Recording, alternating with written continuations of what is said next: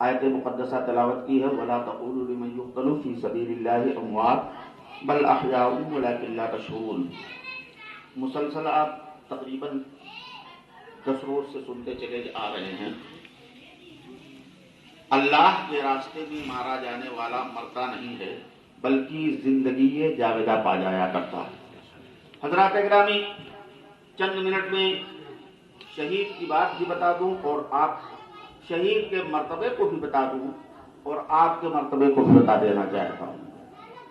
حضرات، شہید کی تعریف یہ ہے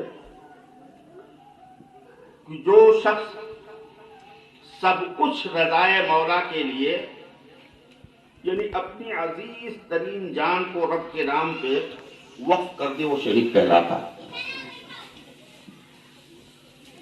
پوری زندگی کو، پورے وجود کو اپنے میدان کے اندر جا کر کے وہ رب کے حوالے کرتا ہے تو اسے مرتبہ شہادت نصیب ہوتا ہے۔ جسم کے ٹکڑے ٹکڑے ہیں، ہاتھ الگ کٹا پڑا ہے، سر تن سے جدا ہے، پیر الگ پڑا ہوا ہے، تیر کے الگ تمام سارے زخم ہیں، تلواروں سے اس کے ٹکڑے ٹکڑے کر دیے گئے ہیں۔ جب اس منزل میں آ جاتا ہے رب کی رضا کے لیے تو اسے شہید کہا جاتا ہے۔ اور حضرات گرامی، اور تمام معاملات میں رب تبارک تعالیٰ یہ ہوتا ہے کہ نماز پڑھو تو یقیناً جنت الفردوس کی بہاریں آپ کے لیے ہوں گی، روزہ رکھو تو جنت میں ایک ایسا باب ہے جس باب سے، جس گیٹ سے آپ جنت میں جاؤ گے، اور کیا کہتے ہیں کعبۃ اللہ کی زیارت کر لو تو سارے گناہ ایسے معاف ہو جائیں گے جیسے آج ہی وہ شخص اللہ یا اپنی ماں کی پیٹ سے پیدا ہوا ہے۔ اس طریقے سے تمام سب پر ثواب اللہ رب تبارک تعالیٰ عطا فرماتا ہے۔ لیکن حضرات گرامی، شہید ایک اتنا نقدی سودا ہے کہ جب بھی انسان، جب بھی مومن اپنی عزیز ترین جان کی قربانی پیش کرتا ہے، رب کی رضا کے لیے اپنی عزیز ترین جان دیتا ہے، تو اسے مراتب تو ملتے ہی ہیں لیکن فوراً نقد اس کا معاملہ یہ ہو جایا کرتا ہے کہ جیسے ہی دشمن کی تلوار اس کے جسم پر پڑتی ہے، سب سے پہلے تو اسے انعام ملا کرتا ہے وہ رب کی زیارت کر لیا کرتا ہے، بے شک سبحان اللہ، رب کی تجلی دیکھ لیا کرتا ہے۔ اب آپ ایک مرتبہ سبحان اللہ کہہ کر کے آرام سے بیٹھ گئے کہ میں نے کہا رب کی تجلی دیکھ لیتا ہے، لیکن آپ کو اندازہ ہونا چاہیے کہ رب کی تجلی دیکھنا، رب کا جلوہ دیکھنا، رب کی زیارت کر لینا کوئی آسان کام نہیں ہے۔ حضرات گرامی، جب انسان اپنے وجود کو داؤ پر لگا دیتا ہے اور سب کچھ نچھاور کر دیتا ہے تو رب کی تجلی دیکھا کرتا ہے، اور رب کی تجلی دیکھنا اتنا آسان نہیں ہے۔ اس لیے کہ میں ایک جھلک آپ کو بتاؤں، اللہ کے جلیل القدر پیغمبر حضرت موسیٰ ایک زمانے سے رب کی بارگاہ میں عریضہ پیش کرتے رہے، مولا تیری اتنا تجلی دیکھنا چاہتا ہوں، تیرا جلوہ دیکھنا چاہتا ہوں۔ حکم ہوتا رہا ہے موسیٰ تمہاری آنکھوں میں وہ نور نہیں دیکھ پاؤ گے، اللہ اکبر، تمہاری آنکھوں میں وہ نور نہیں، تاب نہیں لا سکتے ہو، لیکن بار بار اصرار کرتے رہے، بار بار کہتے رہے، بار بار عریضہ پیش کرتے رہے۔ ایک روز رب کی رحمتوں کو موج آ گیا، رب کی رحمتوں کو جو ہے یہ ہوا کہ اب حضرت موسیٰ کو تجلی دکھا دی جائے۔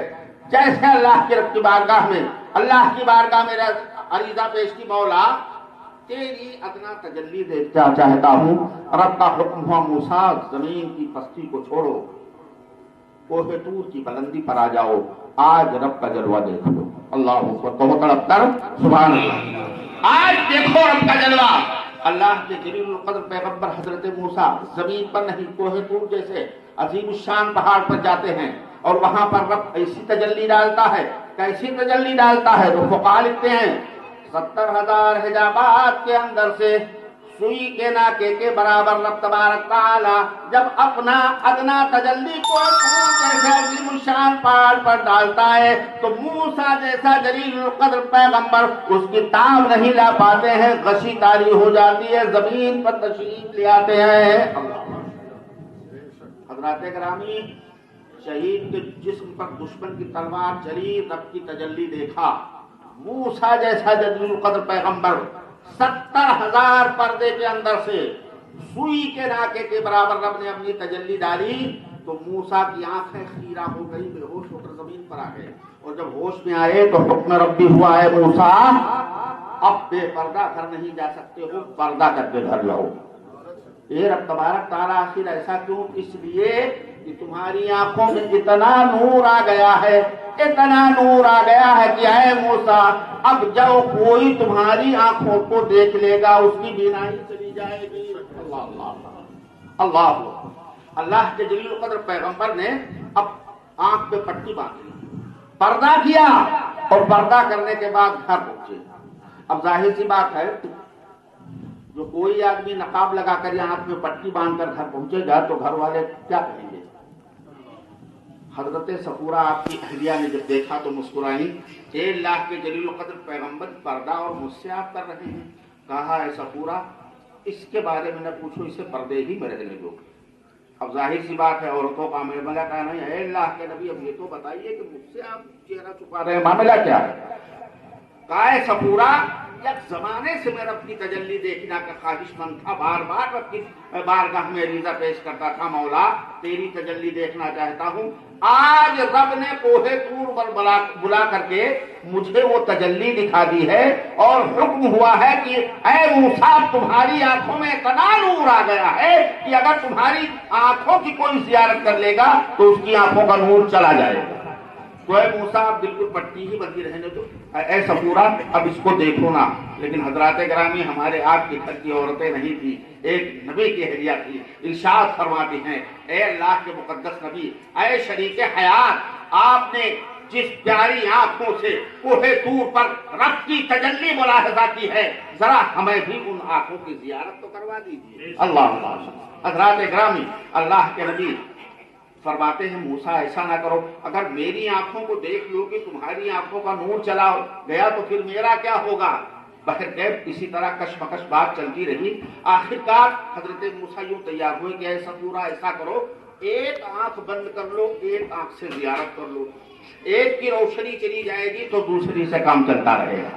اللہ اکبر۔ حضرت صفورہ راضی ہوئی، لیکن اشتیاق اتنا تھا کہ تاریخ میں لکھا جاتا ہے کہ ایک آنکھ حضرت صفورہ نے بند فرمایا اور اللہ کے مقدس نبی نے اپنی پٹی کھولی تو ایک آنکھ سے جیسے زیارت کی اس کا نور ختم ہوا تو صفورہ کا اشتیاق اتنا بڑھ چکا تھا، کہا چلا گیا نور تو جانے دیجیے، لاؤ ان پیاری آنکھوں کو ایک بار اور دیکھ لیں جن آنکھوں نے رب کی تجلی دیکھی تھی۔ اب اس کو بند کیا پھر اس سے دیکھ لیا۔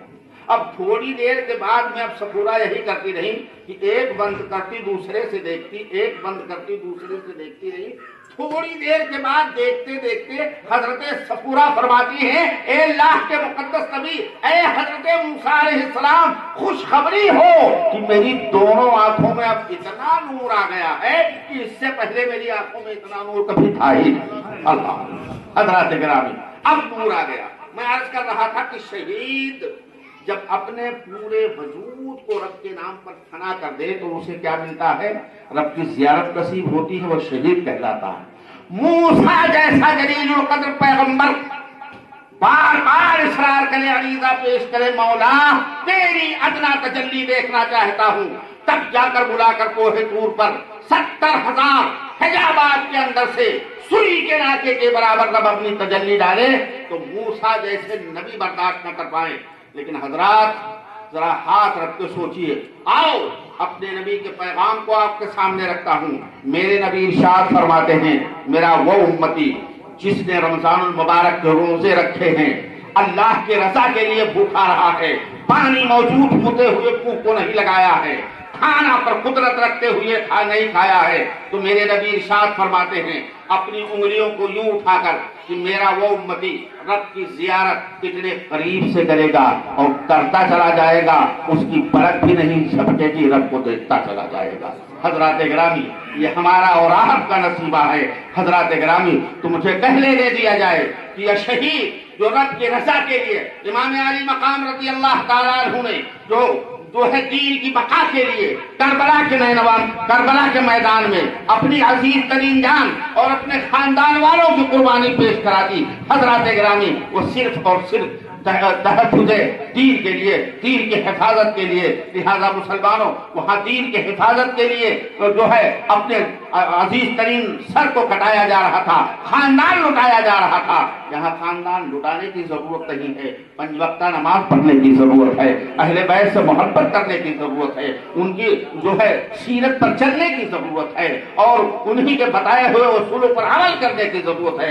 اتنا سب کچھ ہم لوگوں نے کر لیا تو سب سے بڑی ہماری معراج یہی ہوتی ہوئی نظر آئے گی۔ لہذا مسلمانوں، نماز پڑھو، اور جیسا شرعی اعتبار سے میں بتا رہا ہوں، کل بھی مسجد میں نے عرض کیا تھا کہ نبی نے آخری وقت میں ارشاد فرمایا تھا، اے لوگوں، 2 چیزیں تمہارے درمیان میں چھوڑ کر جا رہا ہوں، اگر اسے سینے سے لگائے رہو گے کبھی گمراہ نہیں ہوگے، کبھی تم ستائے نہیں جاؤ گے، کبھی تم جو ہے نیچا نہیں دیکھو گے۔ ایک تو قرآن عظیم پر عمل کرتے رہو، اس کی تلاوت کرتے رہو، اور دوسری میری اہل بیت سے محبت کرتے رہو۔ ان دونوں چیزوں پر عمل پیرا رہو گے تو یقیناً کامیابی ہمارے اور آپ کے قدموں کا بوسہ لیتے ہوئی نظر آئے گی۔ حضرات گرامی، یہ میلاد، یہ جو محفل امام عالی مقام رضی اللہ تعالیٰ عنہ رچایا اور بسایا گیا ہے، یہ اس میں اسی چیز کا پیغام دیا جاتا ہے۔ اے لوگوں، امام عالی مقام نے تحفظ دین کے لیے اپنی عزیز ترین جان کو قربان کیا۔